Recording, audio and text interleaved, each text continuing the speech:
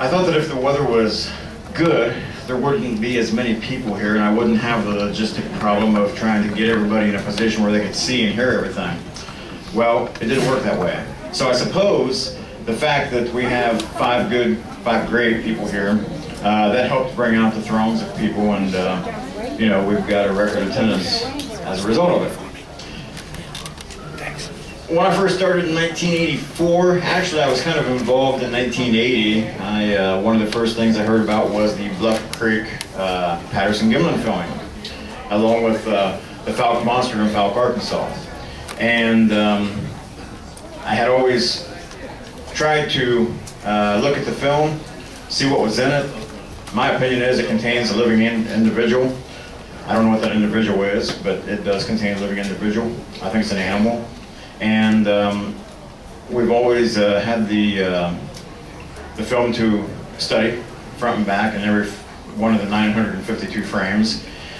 And several years ago, I started to entertain the idea of trying to get Bob Gimlin out here to speak at a conference. I thought it'd be a great draw, and it would be great to hear from the living eyewitness of what happened that day in 1967. And for one reason or another, Mr. Gimlin wasn't able to make it. But thanks to Joyce, once again, accolades to her, we were able to pull strings, and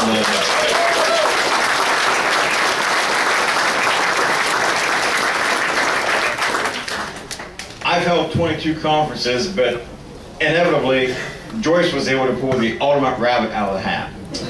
So, I think without further ado, what we're going to do is have Mr. Gimlin come up. He will...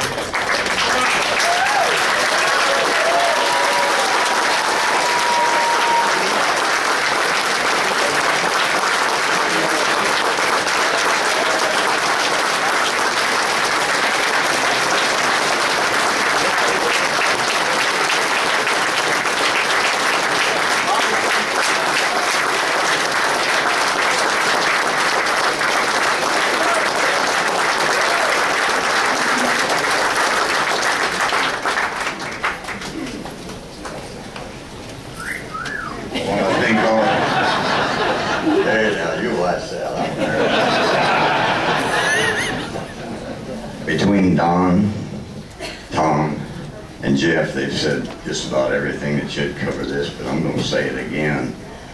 I thank all of you for being here. Thank Don for inviting me here. And I had a little accident. If you guys don't mind, I'll tell you a little bit about myself, but I won't whine a whole lot because they say cowboys aren't supposed to whine. But let me tell you, I got this, it hurts, and it still hurts. So I wasn't sure that I could make it. When it first happened, the first couple of weeks, I was in so much pain that it bothered me a bunch. And the doctor said, don't you dare do it. I got to thinking about it. Of course, some of the folks that I've known before were coming here, and I had some people that practically my relatives came up. So I figured if I don't show up, I don't know how I'm going to answer to them. So anyway, and what I'd like to do here is I haven't had a chance to meet each and every person, but I sure would like to. And I know it's going to be impossible, but if you folks will allow me, I'll tell you a little bit about my life. I come from Yakima Valley, Washington, which is way on over there, and all the bad stories you hear about Washington aren't really true. Maybe some of them. But anyway, and I basically ride horses for an occupation, and you can see that I probably should change occupation. And I intend to. So I'll get on with what happened to me a few days before, or I'll say a few weeks before this big event happened in October 20th, 1967.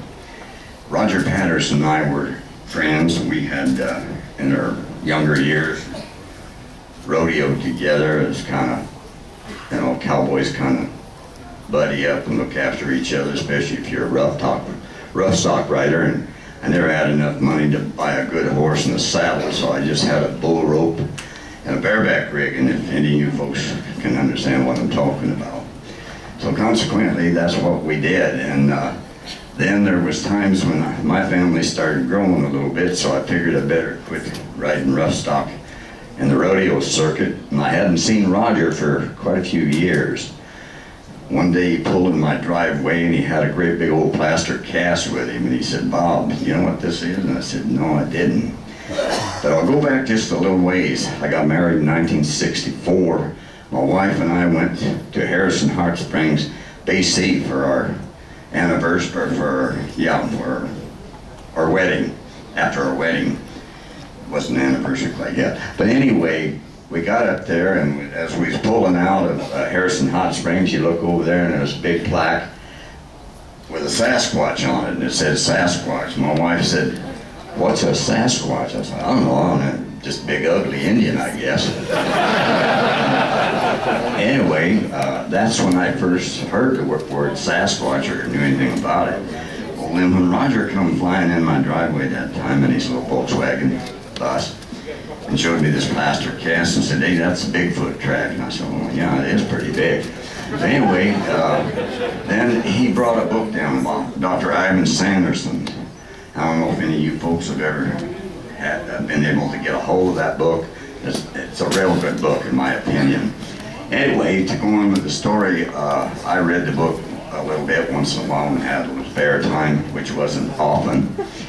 And Roger kept coming by. He lived up in the woods quite a little ways from me, about 25 miles, and I was riding a lot of colts, young horses that is, and I'd drive up past his place and I'd stop and visit with him. He always had a story, and he had these little cassette tapes, and he'd play them about testimonials that people had well, they weren't witnesses of the Bigfoot, but they'd had some kind of a episode with them, some kind of an encounter that they didn't understand or whatever, you know. And so consequently, I got to the point where we'd sit around the campfires at night, and I'd get to thinking, well, maybe there is something out there that's making all these people make these statements. And Roger with these plaster casts that he cast in different areas.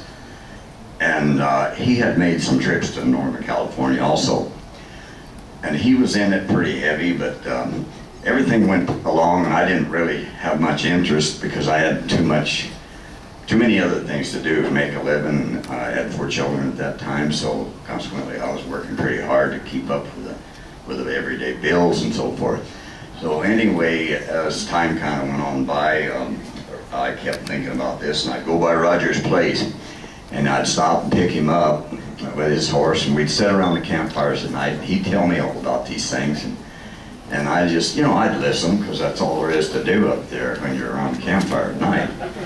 And so Roger hollered at me one Friday, I think it was, Labor Day weekend, and said, "Hey, let's go over to Mount St. Helens area.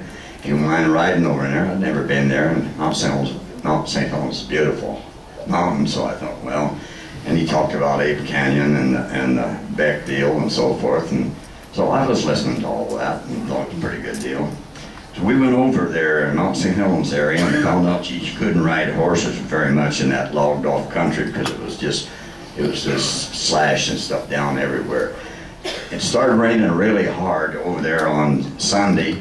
So we came back on Monday, and I went back to work, and about a week later, Roger come flying into my place again and says, "Bob, we got to go to Northern California." So what for? He said they found tracks down there around a piece of equipment or a tank that they pulled in there, and there was 3 different sizes of footprints.